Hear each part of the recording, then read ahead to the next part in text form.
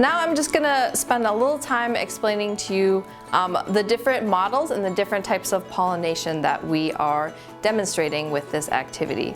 So the first pollination that we do is for the cherry flowers, and cherry flowers are self-pollinated, and that means that pollen from the same flower can pollinate that flower and turn into a fruit. So for this activity, when they're being bees and they're picking up pollen and moving it, it doesn't matter which color pollen lands on here. So they can have green or yellow on either flower, and that will result in fruit formation.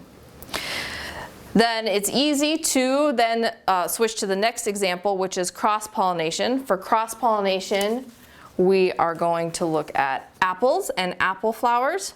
So you can replace the pictures of the cherry flowers with the pictures of the apple flowers. Make sure that you're removing any pollen that was there from the previous model. If the tape is getting less sticky, you can also just remove the tape and add new loops of tape to these. Now for cross-pollination, the plant or the flower has to have pollen from a different flower. They do not self-pollinate, and a lot of apple varieties are that way. You need a different apple tree to be able to have cross-pollination and get apples to form. So in this case, if you're a bee and you're picking up your pollen and visiting your flowers and touching the stigma,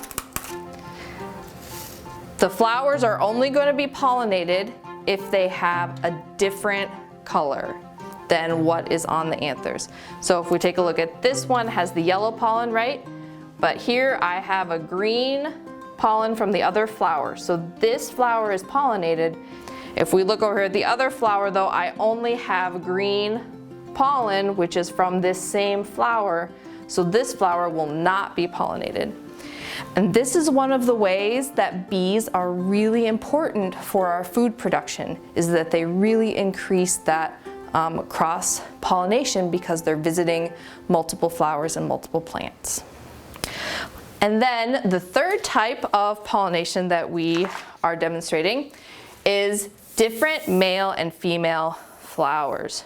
So I'm going to replace these, and pumpkins and other types of squash have male and female flowers, which means that one only has the male flower parts and one only has the female flower parts.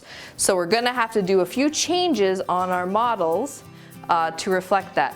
So this one is the female flower.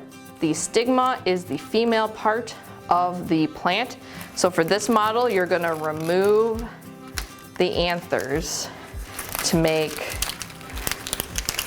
a female flower. So there's no pollen on this, only nectar. Then for the male flower,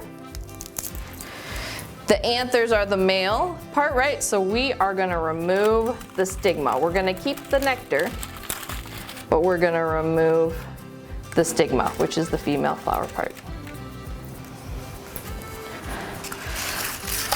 So now we have male and female flowers. So for this model, the bee is going to collect pollen and nectar from the male flower, and then come over here and visit the female flower, collect the nectar, and touch the stigma, and hopefully pollinate the stigma. So it's going to get pollen and nectar here, come over here, get nectar, and also visit the stigma.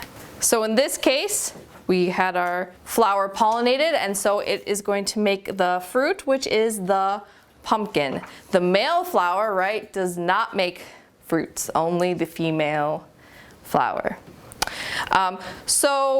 I've tried to show how you can switch out to demonstrate the different types of pollination.